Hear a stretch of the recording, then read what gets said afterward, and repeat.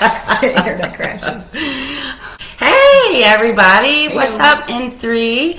Coach Molly, you have me. We're here to talk about Thanksgiving.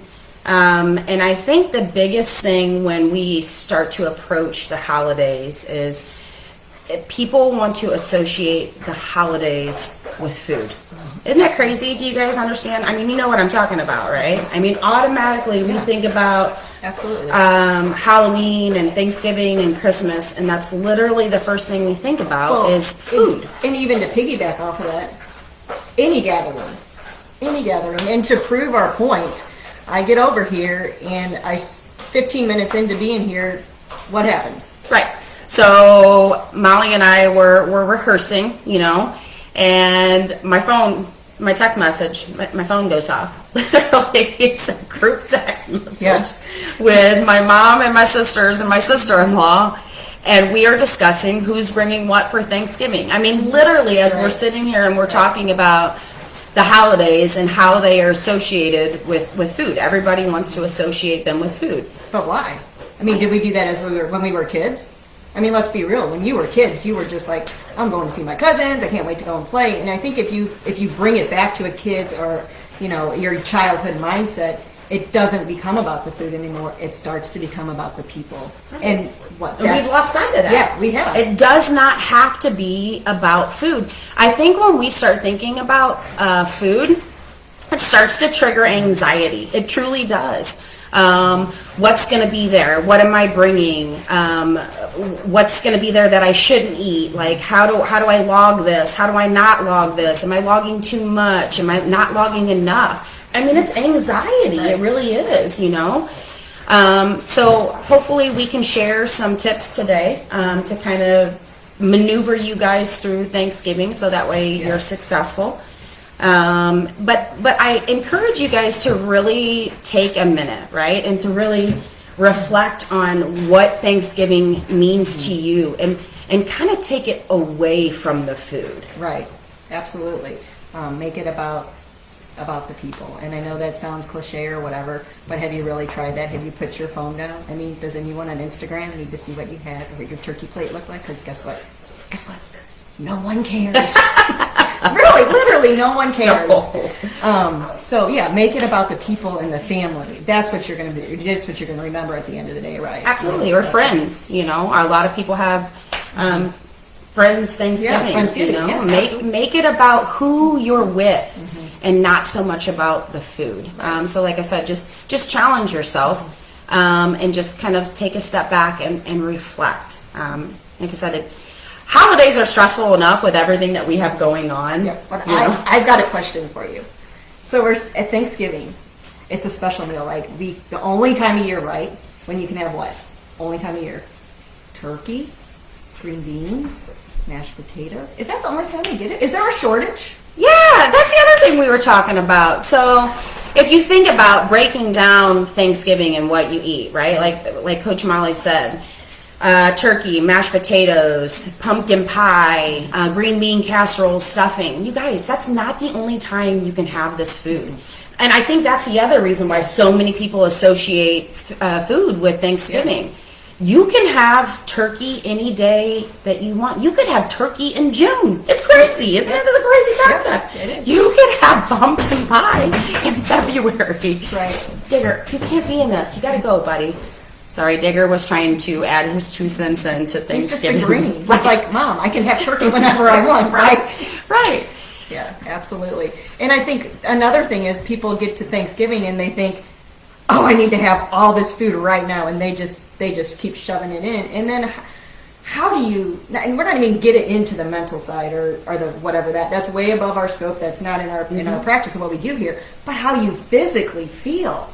It's just like, oh, why did I do that? Right. You feel horrible. You feel miserable. You're bloated. Your stomach hurts, right, Absolutely. So how do we become successful? What are the tips and the tactics that we can do to get through this? Why don't you start? Okay. I got to think a little.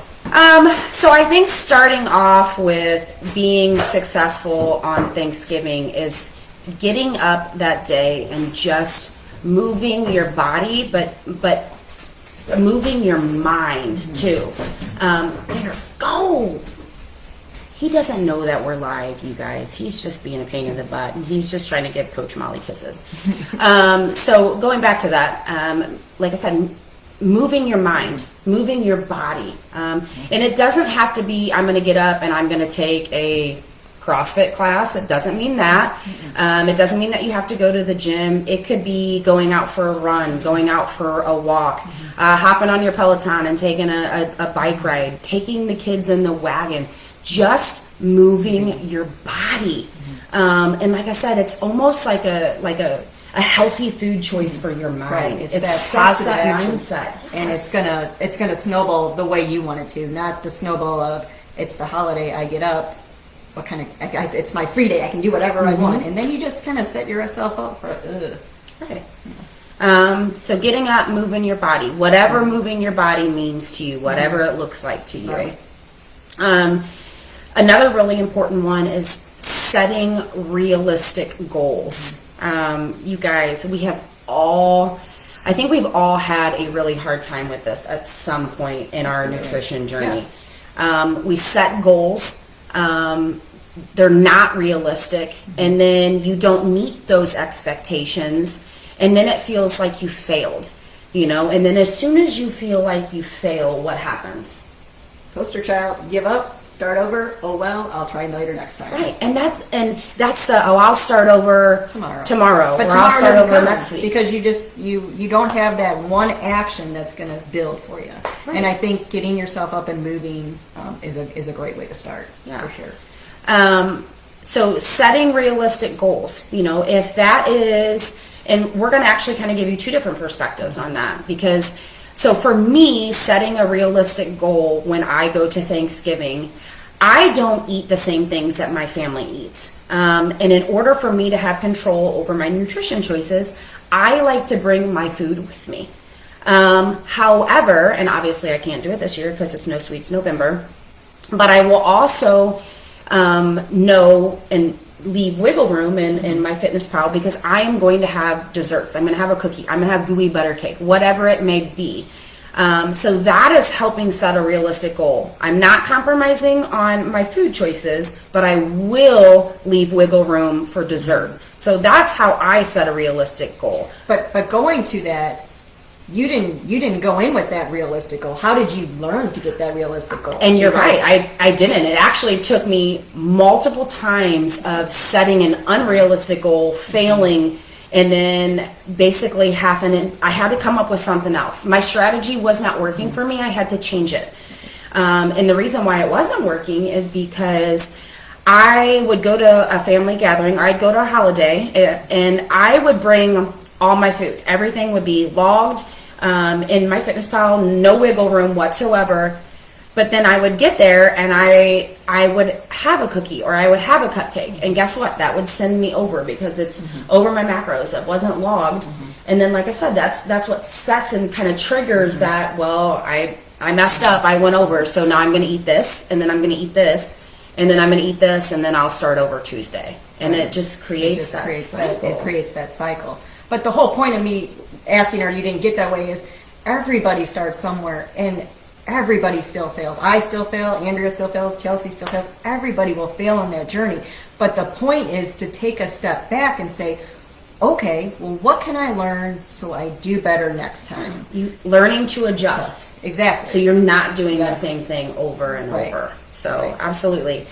Another big one, and this kind of, we were chuckling a little bit about this, even though you guys are going to Thanksgiving and there is going to be plenty of food there, people make the mistake that they're not going to eat all day. I'm going to get up, I'm going to skip breakfast, I'm going to skip lunch, I'm not going to eat any snacks, so that way I have as much room as possible to dive into Thanksgiving dinner.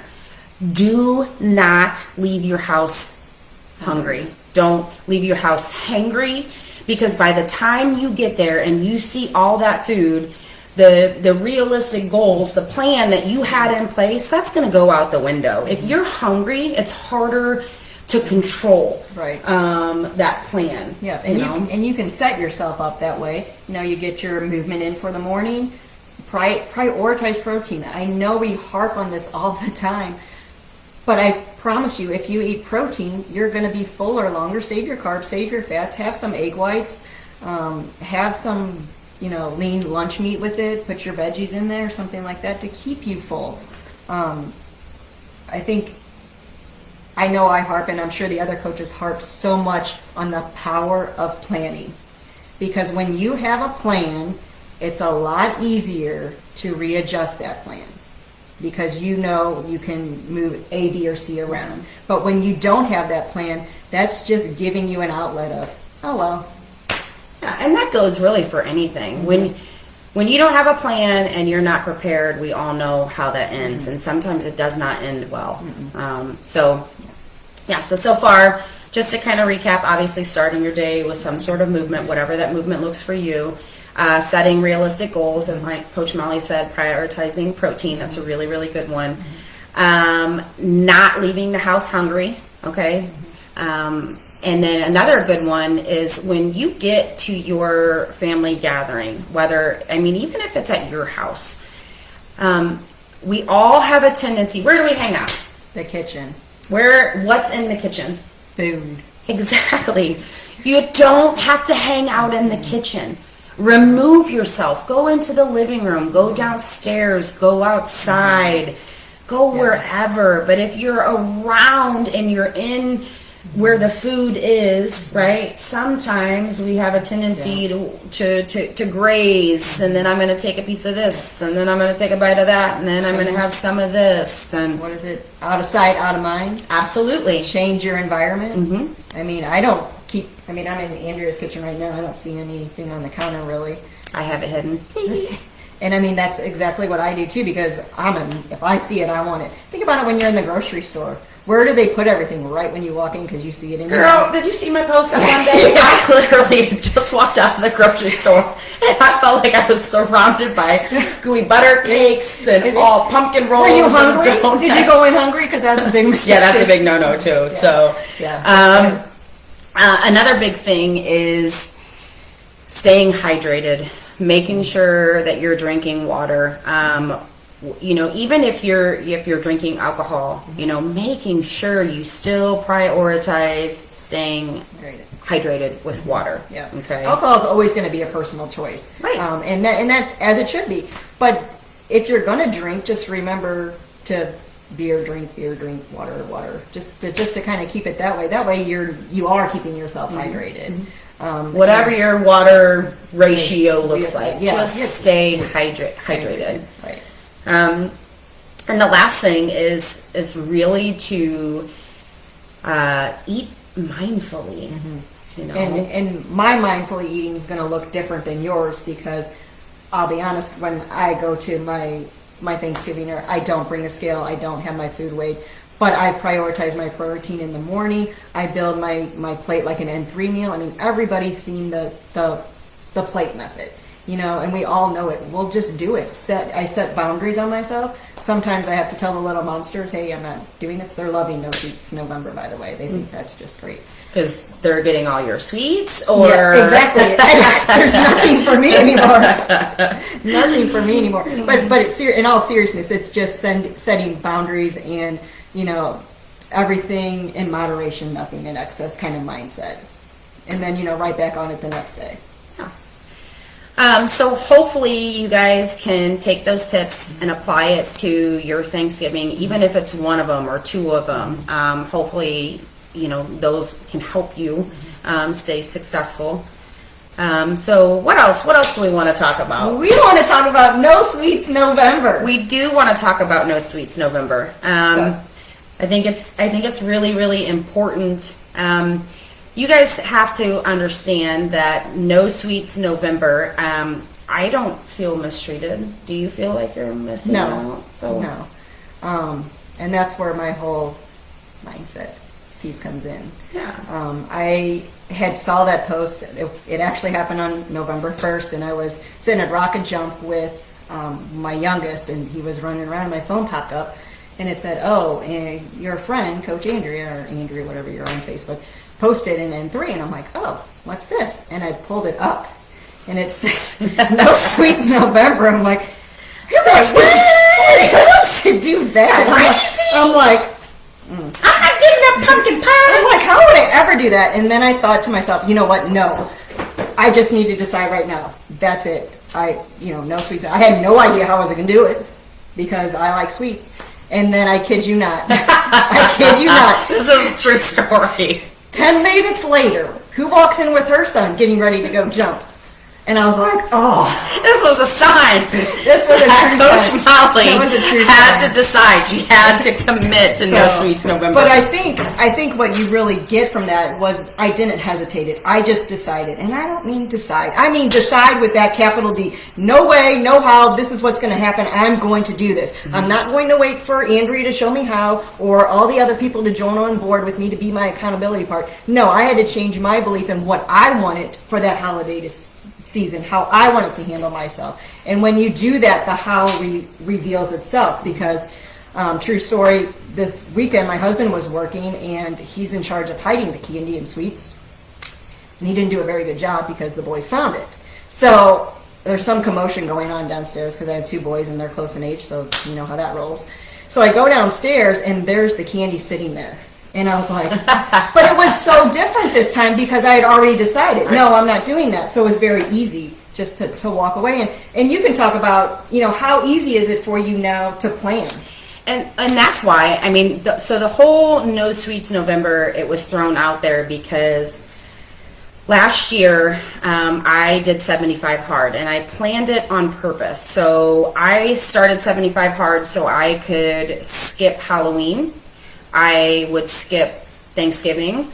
I would skip my 2 cookie baking days that we've had since I was a little girl. Christmas falls in there, and then New Year's Eve fell in there too. And I picked that so because I struggle with sweets in the holidays, and I tell you what, it was so fantastic to be able to completely eliminate the whole anxiety of, oh my gosh, am I going to be able to eat the sweet? What sweets are going to be there? Am I going to make it fit? Am I going to log enough? Am I going to not log too much? Is this sweet going to send me in a spiral? What's going to happen tomorrow? Am I going to bring some sweets home and then eat it tomorrow and then the next day? So it completely eliminated that. But did it eliminate, you know what else it eliminated for me? That negotiation piece with yourself. There's no negotiation. Double Molly went away because I already decided. I changed. I said, this is what I'm doing. And I think you can kind of wrap that up and back into nutrition. Everybody's goals are different and everybody's on a different path. I think that you as a person need to decide how you want to handle the holidays. The coaches are here to help give you the tactical tips to show you, how to handle your MyFitnessPal, give you tips on how to handle parties. But we're not there next to you when the food's there or when you go to the party. You have to decide. But when you really decide with a capital D, you will. Not like half in and half out decide. No, because like if it's half really in and half decide. out, you didn't decide. No. No. So we would kind of like to see just some feedback from you guys. What did you think about this edition of the live? Because this is something that obviously me and Molly wanted to do for you guys, different perspective. Us getting together, turning it into more like an open session and just kind of rolling through some things.